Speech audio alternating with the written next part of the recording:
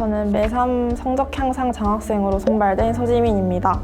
올해 중앙대학교 입학 예정이고 2023 현역대 국어 3등급에서 2024 수능, 올해 수능에서 100분위 99로 1등급을 받았습니다. 제가 3등급이었을 때는 고등학교 3학년 현역대였는데요.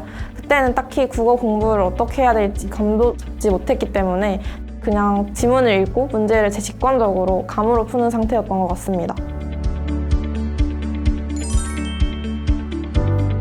일단 저는 국어가 수능 칠 때 아침에 하잖아요. 되게 졸릴 때 하기 때문에 저는 아침 8시 정도에 국어를 시작해서 하루 3시간 정도는 하려고 노력했던 것 같습니다.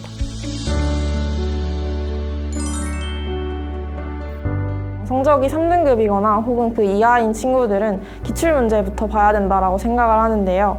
저는 그래서 최근 3개년 기출부터 차근차근 풀어보기를 추천하고 싶습니다.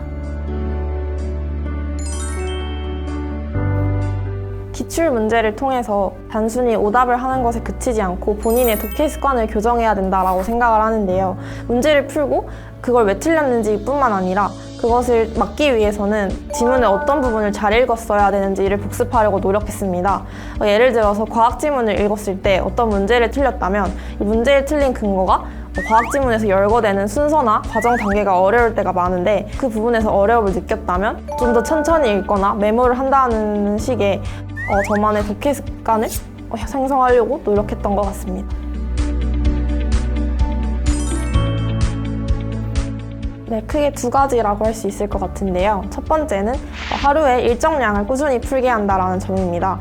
저는 수능 국어의 핵심은 독해력이라고 생각을 하는데요. 독해력을 기르기 위해서는 일정량을 쉬지 않고 꾸준히 푸는 것이 중요하다고 생각합니다.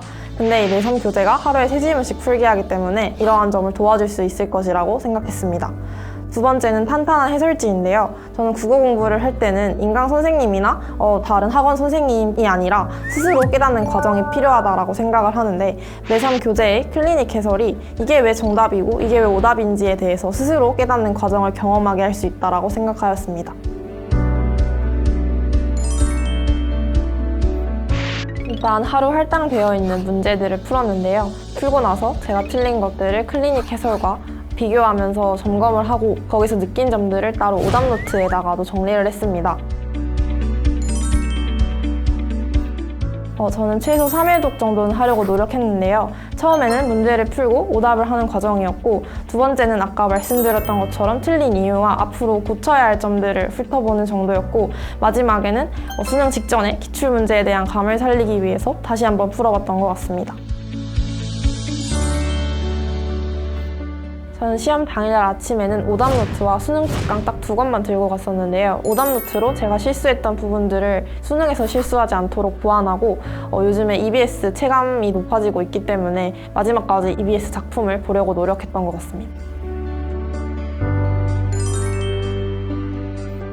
저는 9월 모의고사 때 시간 배분을 잘 못해서 한 지문을 못 읽고 나오는 상황이 생겼었는데요. 그래서 이번 수능장에 들어가면서는 시간 분배만 잘하고 가자라는 마음가짐으로 들어갔었는데 다행히 모든 지문을 시간을 잘 분배해서 읽고 나온 것 같아서 그 정도에 대해서는 만족했습니다. 국어 시간이 일단 총 80분이잖아요. 그중에 저는 화작 10분, 문학 25분, 독서 40분, 그리고 나머지 5분은 OMR 체크하는 데 썼던 것 같습니다. 국어 과목은 다른 과목들에 비해서 개념의 양이 적고 재능으로 할 수 있는 영역이 적다라고 생각을 하는데요. 그래서 이제 지금부터라도 하루에 일정량씩 꾸준히 노력한다면 제대로 된 학습 방법을 갖춘다면 국어 성적을 쉽게 향상시킬 수 있을 것이라고 생각합니다.